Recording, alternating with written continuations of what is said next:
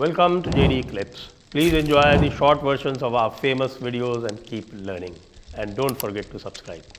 चुनाव जीते जाते हैं तो वोट से जीते जाते हैं। आपको भी क्रिकेट पसंद है, बहुत सारे लोग, हम तो क्रिकेट नेशन माने जाते हैं। तो मुझे याद है कि एक ज़माना था जब गावस्कर, हमारे जवानी के समय में गावस्कर हीरो होता था। तो गावस्कर जब हीरो होता था तब न्यूज़पेपर को होते सामने वाले, समझो किसी ने वेस्ट इंडीज, ऑस्ट्रेलिया, तो उन्होंने 400 रन बना लिए। तो दूसरे दिन हमारे पेपर में खबर क्या होती थी मालूम है? भारत को कम से कम 200 रन बनाने चाहिए कॉलोन टालने के लिए। यानी निगेटिविटी कैसी होती है देखो। हम 400 पार करेंगे सोचा भी नहीं जाता था। अरे यार सोचो मत तुम, हम हारने ही वाले। यहाँ से मेंटेलिटी शुरू हो जाती है। आज ऐसा कोई नहीं बोलता, आज नहीं बोलता। लेकिन उस समय अगर उनको 300 हो गए तो हम बोलते थे 150 कम से कम होना चाहिए। क्यों? फॉलो ऑन टालना है, यानी जीतने का सोचते ही नहीं। लेकिन वही गावस्कर के बाद सचिन तेंदुलकर, लक्ष्मण वगैरह आ गए, और वही दुनिया की एक टीम है जो फॉलो ऑन के बाद भी जीत कर दिखाया। तो क्यों दिखाया? हमको ये समझना चाहिए। हाँ, ये रिकॉर्ड किया, वैसा मत सोचो।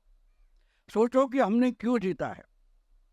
मैं एक बार बार बहुत मराठी में बोलता हूँ, तो एक कहानी बहुत भाषण में मैंने कही है कि जब तक आप लायन हो, शेर हो, ये आप रियलाइज नहीं करते ना, तब तक आप लायन जैसे नहीं लड़ सकते। आपको मानना पड़ेगा मैं लायन हूं और मैं शिकार करूंगा, तो अपने आप हो जाता है। तो जो मोदी, इन्होंने बोला कि 2014 में, तो I was the only journalist, मैंने किताब लिख, मैं सीरियल लिखता था जब मोदी जी कैंडिडेट भी नहीं थे। 2013 से जनवरी टू अप्रैल मैंने एक सीरियल लिखी थी, पुण्य नगरी करके मराठी पेपर है। तो पॉलिटिकल प्रेशर लाया गया, उन्होंने बोला कि भाऊ ये मत लिखो, तो मैंने कॉलम बंद करो, मैं सब्जेक्ट नहीं बदलता। मैंने 29 नौकरियां छोड़ी है, तो कॉलम छोड़ने में कौन सी बड़ी बात है? कॉलम बंद करो। बंद हो गया कॉलम अप्रैल में। फिर जुलाई में जब मोदी जी को उम्मीदवार बनाया गया, तो अभी हमारे इस पैनल में सच्चिदानंद शौड़े भी आए, वो मेरे पीछे पड़ गए, भाऊ वो जो सीरियल है उसका किताब बना दे। तो मैंने बोला मैं कभी पब्लिशर के पास गया नहीं, तो उन्होंने पब्लिशर लाया। तो मैंने बोला कि ठीक है मेरे पास है, पढ़ा लेके जाओ, लेकिन एक आर्टिकल नया लिखूंगा। और जो आर्टिकल मैंने लिखा उसका हेडिंग था असाबियाचा आधुनिक आविष्कार। असाबिया क्या है दोस्तों? असाबिया का मतलब ये होता है ब्रदरहुड, जिसको हम बोलते हैं। ब्रदरहुड का मतलब हम एक दूसरे के लिए मरने को भी तैयार है। कोई हम में से एक आगे जाएगा, राजा बनेगा, कोई बात नहीं, इसको असाबिया बोलते हैं। ये अरेबिक कंसेप्ट है। इब्न खालदून नाम का जो हिस्टोरियन है, उसका किताब मैंने पढ़ा था। तो अगर वो हम समझ लेते हैं तो हम हिस्ट्री समझने की कोशिश कर सकते। तो जो बाबर के साथ आए, उसके साथ लड़ने वाले जो उसको साथी थे, वो जब सुल्तान बना तो उसके साथी थे, वो सरदार बने। लेकिन बाबर सुल्तान बनने के बाद जब बाबर के साथी थे वो सरदार बने, तो भी बाबर उनका रिस्पेक्ट करता था। बाबर उनका रिस्पेक्ट करता था कि ये सब है जिन्होंने मुझे बादशाह बनाया। बाबर का बेटा जब देखता है, बड़ा होता है, देखता है, तो वो बाप ने कैसे अपने साथियों को रिस्पेक्ट दिया वो देखा है। लेकिन जब पोता आता है, तो पोता होता है, उसको लगता है कि मैं बादशाह का पोता हूँ, इसलिए मैं बादशाह हूँ। तब तक जो साथी है, जो सरदार बने हैं, उनके भी पोते आ जाते हैं थर्ड जनरेशन में। वो सोचते हैं कि हम अपनी कर्तव्यगारी से नहीं है, बादशाह का पोता है, इसलिए हमें यहाँ से इकोसिस्टम बन जाती है, और वो पोते को बादशाह बनाना चाहते हैं। लेकिन उसी वक्त एक अलग दुनिया होती है जहाँ कोई ट्राई करने वाला होता है कि अगर इसमें नहीं एडजस्ट हो रहा है ये तोड़ दूंगा। Modi was a outsider. अचानक 2014 में नहीं हुआ है, ये 64 में नेहरू जाने के बाद उसकी शुरुआत हो गई थी। लेकिन जो जो सरकमफरेंस बोलते हैं वहाँ से टक्कर देने वाले होते हैं, वो केंद्र तक जाना चाहते हैं। मोदी वॉज आउटसाइडर, और इसके लिए जो जमते गए, इकट्ठा होते गए। 2009 में जो चुनाव हुआ 57 या 58% वोटिंग हुआ था। तो इसको अगर भेदना है तो वोटिंग परसेंटेज बढ़ाना पड़ेगा। रिकॉर्ड ब्रेक वोटिंग परसेंटेज मेरा ख्याल है 65 वगैरह 66% हो गया। तो परसेंटेज कितना बढ़ा? जो बढ़ा उसमें किसने बढ़ाया उसका हिस्सा ज़्यादा होता है, वही फर्क हो गया। जो अडवाणी वाजपेयी टीम थी, जो 24, 25, 21, 22 अटकी हुई थी, 31% तक चली गई, वहाँ हमने जीत लिया।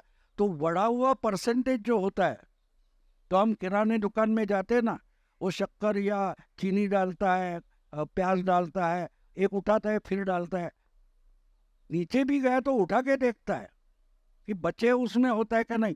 जो आखिरी प्याज होती है, आखिरी आलू जो होता है, वो चेंज करता है। तो वो चेंज करने वाला आलू अगर आपके पास हो तो आप चुनाव जीत जाते हो। बाबू, बहुत ढेर सारे लोग यहाँ आपके स्टेट के बारे में जानना चाहते हैं। अगर एक लाइन में बताएं कि आपको किसका पलड़ा भारी लग रहा है? महाराष्ट्र, हरियाणा के बाद महाराष्ट्र आ रहा है। छत्तीसगढ़ पे भी इतनी निगाहें नहीं है, झारखंड पे भी इतनी निगाहें नहीं जितनी महाराष्ट्र पे। तो नहीं, बिल्कुल है, क्योंकि हरियाणा के 5 गुना महाराष्ट्र बड़ा है। 10 लोकसभा की सीटें हमारी 48 है। लेकिन सोचो कि एक साथ दोनों का हो जाता, पर नहीं होता यार। कोरोना का वैक्सीन निकला, पहले बंदरों पर ट्राई किया, जानवरों पर ट्राई किया, फिर कुछ वॉलंटियर्स आ गया है, तगड़े थे, तो उनको डैमेज नहीं हुआ, उनको दिया, बाद में हम जैसे बुड्ढों को दिया। तो हरियाणा ट्रायल था। अब आगे क्या बोलूं, वैक्सीन तो गलत नहीं साबित हुआ। तो अगर कोरोना वैक्सीन सक्सेसफुल हुआ है तो महाराष्ट्र क्यों नहीं महाराष्ट्र की बात छोड़ो, झारखंड भी सक्सेसफुल होने वाला है।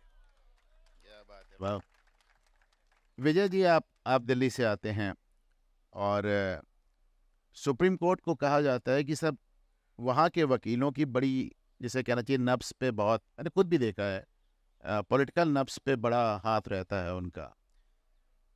पिछले 10 साल में ऐसा कोई कदाचार, ऐसा कोई अत्याचार, ऐसी कोई मक्कारी, बेईमानी, देखिए मैं पब्लिक लाइफ में कभी अपशब्दों का इस्तेमाल नहीं करता, सिर्फ एक मैं अपवाद है, केजरीवाल। तो ऐसा कुछ नहीं है जो बंदे ने छोड़ा ना हो। उसके बाद भी कल मेरी यहाँ बात हो रही थी लोगों से, और वो कह रहे थे कि नहीं, वो तो फिर जीत जाएगा। तो विजय भाई, दिल्ली में भी चुनाव होने वाला है 3 महीने के अंदर। हमें ऑडियंस को बताइए कि आपको क्या लग रहा है। सबसे पहले आप सबको मेरा प्रणाम, और सौभाग्य है बाबू जी और आप सबों के साथ बैठने का। देखिए, आज जो बाबू ने बात करी, अगर आप उसको थोड़ा सा डिटेल में जाएं और अपने आप को देखिए, सबसे इम्पॉर्टेंट चीज़ क्या है इलेक्शन में, आप और हम सब उस आइडियोलॉजी के कंज्यूमर है जिसके बेस पे हमें वोट देना है। या पर्सनल एक्सपीरियंस बहुत इंपॉर्टेंट चीज़ होती है। और मैं अक्सर ये कहता हूँ कि 2 तरीके से आप इलेक्शन जो जीतने की बात होती है, वोटर क्या चाहता है एंड ऑफ द डे उसको डिसाइड करना है, और वही नंबर है जो आपको सत्ता तक ले जाएगा। पूरी दुनिया में अगर आप ट्रेंड देखेंगे, हिंदुस्तान में, हिंदुस्तान के बाहर, इस समय जिस तरह से आसपास का माहौल है, उस समय वोटर जो सबसे इंपॉर्टेंट चीज़ है वो चाहता है कि असर्टिव लीडरशिप। ये एक ऐसा लीडर हो जो कुछ करके दिखाए, ये भाषणबाजी नहीं चाहिए हमको यार। अब वो कौन करेगा और वो डिसाइड करता है। आप यूरोप में देख लीजिए, आज आप ट्रंप को कितनी भी गाली दीजिए, बट जनता उसके फैन इसलिए क्योंकि वो बोलता है कि मैं ठोक दूंगा तो ठोक दूंगा। आप कहोगे यार ये पॉलिटिकली करेक्ट नहीं है, ये तो एग्रेसिव लैंग्वेज है, वो तुम्हारी ड्राइंग रूम का डिस्कशन है, मेरे को कोई फर्क नहीं पड़ता। मुझे एक ऐसा लीडर चाहिए जिसपे मैं भरोसा कर सकूं। जब आपको समाज में और पॉलिटिकल पार्टीज जब ऐसा कॉम्पिटेंट लीडर नहीं दे सकते, तब नंबर आता है कि आप वोटर को करप्ट करो, कमीशन दो, ब्राइब दो, जिसको आप फ्रीबीज बोलते हो, क्योंकि धंधा है, उसको कुर्सी चाहिए।